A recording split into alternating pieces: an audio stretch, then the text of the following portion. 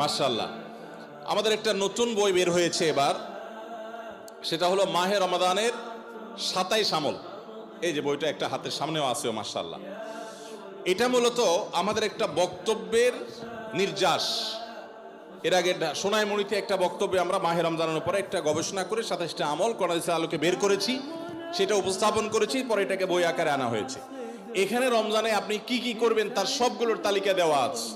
অতএব এটার আলোকে আপনি আমল করতে পারেন, চাইলে ভিডিও বক্তব্যটা শুনে নিতে পারেন।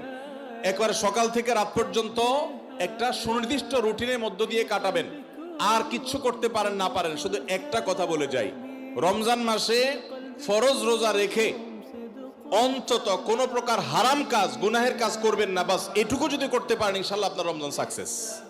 চেষ্টা করা যাবে না ইনশাল্লাহ? একটা কাজ যদি করতে পারেন, আপনার রমজান ইনশাল্লাহ সফল। সেটা হলো ফরজ রোজা রাখলেন, 5 ওয়াক্ত নামাজ তো ফরজ পড়বেনই, ফরজ কাজগুলো করলেন, আর গুনাহ থেকে বেঁচে থাকলেন। কোনো হারাম কাজ করলেন না, ঝগড়াঝাটি করলেন না, মিথ্যা বললেন না, চগলখড়ি করলেন না, গীবত করলেন না, কাউকে ঠকাইলেন না, 2 নম্বর কাজ করলেন না। এই গুনাহমুক্ত যদি রমজান কাটাইতে পারেন, আপনার রমাদান সাধনা সার্থক ইনশাআল্লাহ। আল্লাহ তৌফিক দান।